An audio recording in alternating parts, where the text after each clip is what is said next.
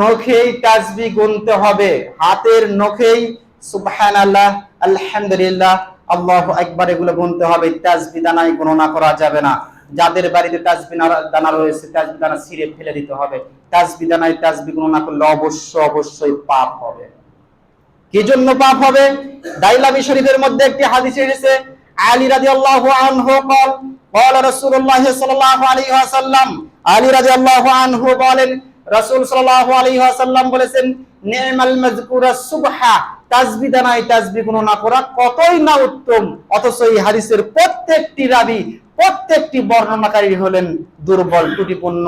শেখ মুহাম্মদ নাসিরউদ্দিন আলবানী রাহিমাহুল্লাহ সিলসিলা যঈফার মধ্যে হাদিসটি আনার পরে তিনি বলতেছেন, ইন্নাস সুবহা বিদআতুন, নিশ্চয় তাসবিহ দানা হলো বিদআত।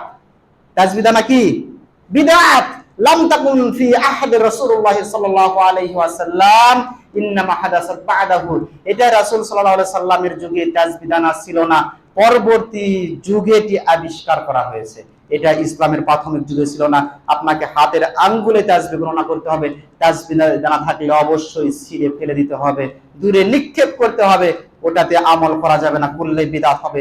বিদআতের ফলাফল অবশ্যই আপনার গুনাহ হবে। আবু দাউদ আপনি খুলুন 1502 নম্বর হাদিস। আনাতুল্লাহ ইবনে আমর রাদিয়াল্লাহু আনহু قال রাআইতু an-নাবী সাল্লাল্লাহু আলাইহি ওয়াসাল্লাম ইয়াকিদু at-তাসবিহা বিয়ামিনিহি। আব্দুল্লাহ ইবনে আমর রাদিয়াল্লাহু আনহু বলেন, আমি রাসূল সাল্লাল্লাহু আলাইহি ওয়াসাল্লামকে ডান হাতে তাসবিহ গণনা করতে দেখেছি। হাদিসটি টুনটুনার সহিহ।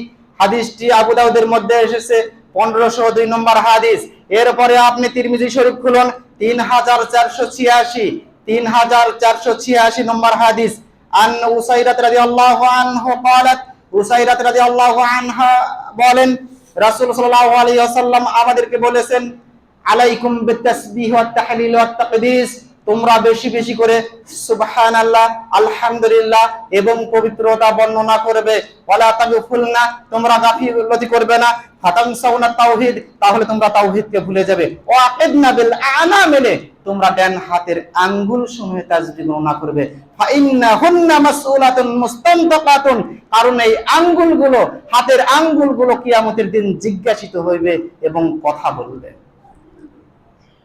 এই আঙ্গুলগুলো যদি কিয়ামতের দিন বলে, আল্লাহ আমাকে দ্বারাই এই লোক তাসবিহ গণনা করেছেন, এই ব্যক্তি, তাহলে অবশ্যই পরিস্থিতি ভালো হবে সেই দিন।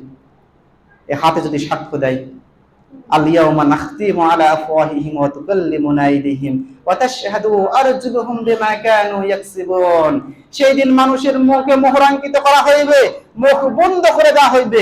মানুষের হাতে সেদিন কথা বলতে থাকবে, পা সেদিন বলবে, হাত তুমি যা যা বলতেছো ঠিক বলতেছো। সূরা ইয়াসিন 65 নম্বর আয়াত।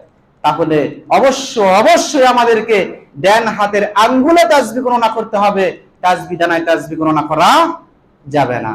কিন্তু এতগুলো সুন্নাহ আমল আমাদের জন্য রয়েছে। আল্লাহ রাসূল সাল্লাল্লাহু আলাইহি ওয়াসাল্লাম ফরজ সালাতের পরে এতগুলো আমল করেছে, কিন্তু আমরা এই এতগুলো আমলকে আমরা